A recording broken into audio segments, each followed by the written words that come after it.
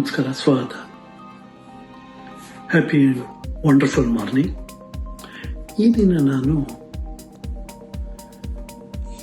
Low self esteem ಮತ್ತು inferiority complex ಅಂದರೆ ಆತ್ಮವಿಶ್ವಾಸದ ಕೊರತೆ, ಕೀಳರಿಮೆ ಬಗ್ಗೆ ಮಾತಾಡೋಕ್ಕೆ ಇಷ್ಟಪಡ್ತೀನಿ.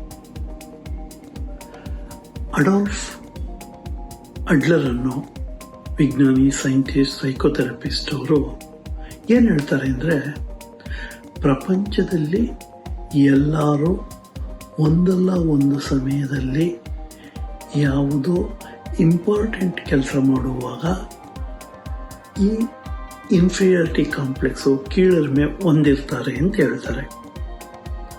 ಓಕೆ, ಸೊ ಈ ಕೀಳರಿಮೆ, ಆತ್ಮವಿಶ್ವಾಸದ ಕೊರತೆ ಯಾಕೆ ಅಂದರೆ, ಸಾಮಾನ್ಯವಾಗಿ strict parental control, comparing with others, ಬಡತನ,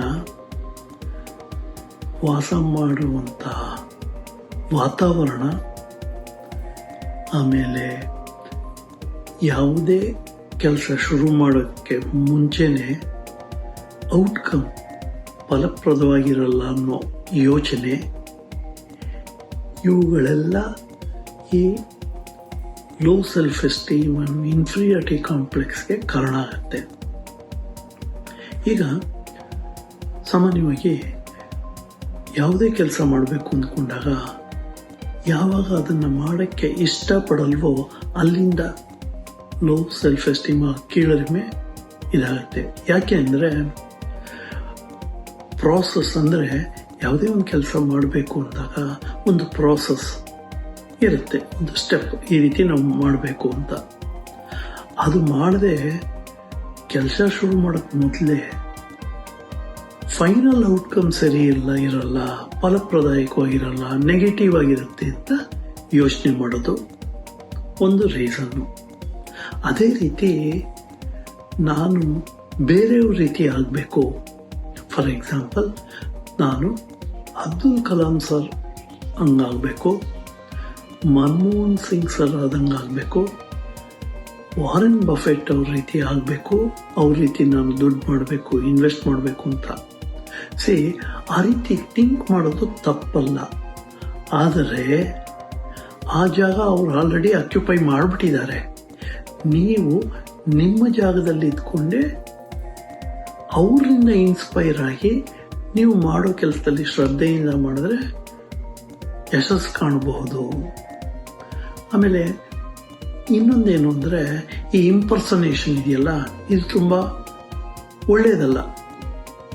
ನಿಮಗೆ ಗೊತ್ತಿರೋ ಹಾಗೆ ಧಾರವಾಡದಲ್ಲಿ ಒಬ್ಬರು ಗಾಯಕರು, ಸಂಗೀತ ಹಾಡುವವರು, ಅವರು ತುಂಬ ಚೆನ್ನಾಗಿ ಹಾಡೋರು. ಆದರೆ ಅವ್ರದ್ದು ಏನು ಅಂದರೆ, ಹಿಂದಿಗೆ ಹಿನ್ನೆಲೆ ಗಾಯಕ ಕಿಶೋರ್ ಕುಮಾರ್ ಅವರ ಹಾಡುಗಳನ್ನು ಅವರಷ್ಟೇ ಚೆನ್ನಾಗಿ ಹಾಡ್ತಾ ಇದ್ರು. ಇವರು ತಮ್ಮ ಸ್ವಂತಿಕೆಯನ್ನು ಬೆಳೆಸ್ಕೊಳ್ಳೇ ಇಲ್ಲ. ಅದರಿಂದ ಅವರು ಒಂದು ಕಾಲದಲ್ಲಿ ಕಾಣುವಾಗೇ ಹೋಗ್ಬಿಟ್ರು, ತಮ್ಮ ಸ್ವಂತಿಕೆ ಇಲ್ಲದೆ. ಅದರಿಂದ ಅವರು ಸ್ವಂತಿಕೆ ಬೆಳೆಸ್ಕೋಬೇಕು, ನಾವು ನಮ್ಮ ಇನ್ಸ್ಪೈರ್ ಆಗಬೇಕು, ಸ್ವಂತಿಕೆ ಬೆಳೆಸ್ಕೋಬೇಕು. ಇನ್ನೊಂದೇನಪ್ಪ ಅಂದರೆ, ಪ್ರಪಂಚದಲ್ಲಿ ಜನಸಂಖ್ಯೆ 8 ಬಿಲಿಯನ್. ಓಕೆ, ಇದರಲ್ಲಿ 100% ಸಕ್ಸಸ್ಫುಲ್ ಆಗೋಕ್ಕಾಗಲ್ಲ, 100% ಪಾಪ್ಯುಲೇಷನ್ನು ಫೇಲ್ಯೂರು ಆಗಲ್ಲ. ಸೊ ಬೆಲ್ ಕರ್ವ್ ಅನ್ನೋ ಥಿಯರಿಯಲ್ಲಿ ಪ್ರಕಾರ 70% ಆಫ್ ಪಾಪ್ಯುಲೇಷನ್ ಆವ್ರೇಜ್ ಇರ್ತಾರಂತೆ. ಓಕೆ, ಸೊ ಆದ್ದರಿಂದ ಕೆಲಸ ಮಾಡೋರು, ಕೀಳರಿಮೆ ಮತ್ತು ಕೊರತೆ ಉಳ್ಳವರು ತಮ್ಮ ಕೆಲಸದಲ್ಲಿ ತಾವು ಮುಂದುವರೆದರೆ, ಆಮೇಲೆ ತಾವು ಯಾವ ಫೀಲ್ಡಲ್ಲಿ ಇದ್ದಾರೋ ಆ ಫೀಲ್ಡಲ್ಲಿ ಕೆಲಸ ಮಾಡೋ ಇದರಲ್ಲಿ ನಾಲೆಡ್ಜ್ ಡೆವಲಪ್ ಮಾಡಿಕೊಂಡು ಸ್ವಲ್ಪ ಹೈಯರ್ ಇದಕ್ಕೆ ಪ್ರಯತ್ನ ಪಟ್ಟು ಮಾಡಿದ್ರೆ ಡೆಫಿನೆಟಾಗಿ ಅವರು ಮೇಲೆ ಹೋಗ್ಬೋದು. ಬರೀ ಇಲ್ಲ ಐಡಿಯಲ್ಲ ಕೂತ್ಕೊಂಡು ನಂಗೆ 20,000 ಸಂಬಳ ಬರ್ತಾ ಇದೆ, ನಂಗೆ 30 ಆಗಬೇಕು, 40 ಆಗಬೇಕು ಅಂತ ಏನೂ ಎಫರ್ಟ್ ಆಗದೆ ಇದ್ದರೆ ನೆನಸಾಗೆ ಉಳಿಯುತ್ತೆ. ಅದೇ ಸ್ವಲ್ಪ ಸ್ಕಿಲ್ ಅಪ್ಗ್ರೇಡ್ ಮಾಡ್ಕೋಬೇಕು. ಅವ್ರು ಯಾವ ವೃತ್ತಿಯಲ್ಲಿರ್ತಾರೋ ಅದಕ್ಕೆ ಅಪ್ಗ್ರೇಡ್ ಮಾಡಿಕೊಂಡು ಅವರು ಮುಂದೆ ಕಲ್ತರೆ ಡೆಫಿನೆಟ್ಟಾಗಿ ಇವತ್ತಲ್ಲ ನಾಳೆ ನಾಡದ್ದು ಸಕ್ಸಸ್ ಆಗಲಿಕ್ಕೆ ಸಾಧ್ಯ ಇದೆ.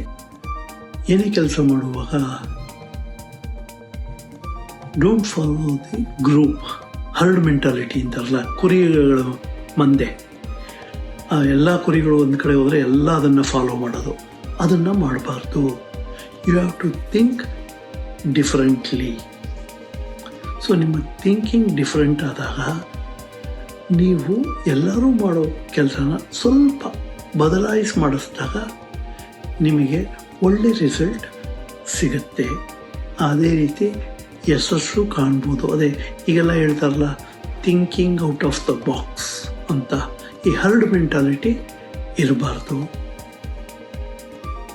ನಂತರ ಈ ಥಿಂಕಿಂಗಲ್ಲಿ ಇನ್ನೊಂದೇನು ಅಂದರೆ ಎಮೋಷ್ನಲ್ ಥಿಂಕಿಂಗ್ ಇರಬಾರ್ದು, ಇಂಪಲ್ಸಿವ್ ಥಿಂಕಿಂಗ್ ಇರಬಾರ್ದು. ಯಾವಾಗಲೂ ಲಾಜಿಕಲ್ ಥಿಂಕಿಂಗ್ ಇರಬೇಕು. ಓಕೆ, ಇದೆಲ್ಲ ನೀವು ಇದು ಮಾಡಿದಾಗ ಯಾವುದೇ ಮನುಷ್ಯ ಕೀಳರಿಮೆ, ಇನ್ಫೀರಿಯಾರಿಟಿ ಕಾಂಪ್ಲೆಕ್ಸು, ಆತ್ಮವಿಶ್ವಾಸದ ಕೊರತೆ, ಲೋ ಸೆಲ್ಫ್ ಎಸ್ಟೀಮ್ ಇದರಿಂದ ಹೊರಗಡೆ ಬರ್ಬೋದು. ಗ್ರಾಫಾಲಜಿಯಲ್ಲಿ ಇದನ್ನು ಹ್ಯಾಂಡ್ ರೈಟಿಂಗ್ ಮೂಲಕ ಕಂಡುಹಿಡಿತಾರೆ ಗ್ರಾಫಾಲಜಿಸ್ಟು. ಅದು ಯಾವ ರೀತಿಯಪ್ಪ ಅಂದರೆ, ಈ ಪರ್ಸ್ನಲ್ ಪ್ರೊನೌನ್ ಐ ಅಂದರೆ ಕ್ಯಾಪಿಟಲ್ ಐ ಸಾಮಾನ್ಯವಾಗಿ double the size of medium size letters ಇರಬೇಕು, ಮಿಡಲ್ ಝೋನ್ ಲೆಟರ್ಸು. ಬಟ್ ಈ ಕೀಳರಿಮೆ, ಆತ್ಮವಿಶ್ವಾಸ ಕಡಿಮೆ ಇರೋರು ಐ ಸಣ್ಣದಿರುತ್ತೆ, ಕ್ಯಾಪಿಟಲ್ ಐ. ಆಮೇಲೆ ಮಿಡಲ್ ಝೋನ್ ಲೆಟರ್ಸ್ ಸಹ ಸಣ್ಣದಿರುತ್ತೆ. ನಂತರ ಇವರ ಸ್ಮಾಲ್ ಟಿಯಲ್ಲಿ ಟಿ ಬಾರ್ಸು ತುಂಬ ಕೆಳಗಡೆ ಕ್ರಾಸ್ ಮಾಡಿರ್ತಾರೆ. ಓಕೆ, ಇದನ್ನು ನಾನು ನಿಮಗೆ ಸ್ಯಾಂಪಲ್ ಮೂಲಕ ತೋರಿಸ್ತೀನಿ ನೋಡಿ. ಈ ಇನ್ಫೀರಿಯಾರಿಟಿ ಆಮೇಲೆ ಲೋ ಎಸ್ಟೀಮ್ ಬಗ್ಗೆ ನಾನು ಗ್ರಾಫಿಕಲ್ ಇಂಡಿಕೇಟರ್ಸು ಯಾವ ರೀತಿ ಗ್ರಾಫಾಲಜಿಸ್ಟು ಹ್ಯಾಂಡ್ ರೈಟಿಂಗ್ ಮೂಲಕ ಕಂಡುಹಿಡಿತಾರೆ ಅಂದರೆ ನೋಡಿ, ಐ ಪರ್ಸ್ನಲ್ ಪ್ರೊನೌನ್ಸ್ ಐ ತುಂಬ ಸಣ್ಣದಿರುತ್ತೆ, ಮಿಡಲ್ ಝೋನ್ಗೆ ಹತ್ತತ್ರ ಅಷ್ಟೇ ಸೈಜ್ ಬಂದುಬಿಡುತ್ತೆ. ಅದೇ ರೀತಿ ನೋಡಿ, ನಾನು ಐ ಟಿಕ್ ಮಾಡಿದ್ದೀನಿ. ಅದೇ ರೀತಿ ಮಿಡಲ್ ಝೋನ್ ಲೆಟರ್ಸ್ ಸ್ಮಾಲಲ್ಲಿ MA ಟಿಕ್ ಮಾಡಿದ್ದೀನಿ, ಅದು ಸಹ ಸೈಜು ಸಣ್ಣಿರುತ್ತೆ.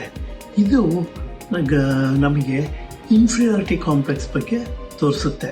ಅದೇ ರೀತಿ ಲೋ ಸೆಲ್ಫ್ ಎಸ್ಟೀಮು ಎಲ್ಲಿ ನಮಗೆ ಗ್ರಾಫಾಲಜಿಸ್ಟು ಕಂಡುಹಿಡಿತಾರೆ ಅಂದರೆ, ಈ ಟಿ ಬಾರ್ಸ್ ನೋಡಿ, ಟಿ ಬಾರ್ಸ್ ಎಲ್ಲಿದೆ, ತುಂಬಾ ಕೆಳಗಡೆ ಇದೆ, ಅಂದರೆ ಮಧ್ಯಕ್ಕಿಂತ ಕೆಳಗಡೆ ಇದೆ. ಸೊ ಇದು ಲೋ ಸೆಲ್ಫ್ ಎಸ್ಟೀಮ್ ತೋರಿಸುತ್ತೆ.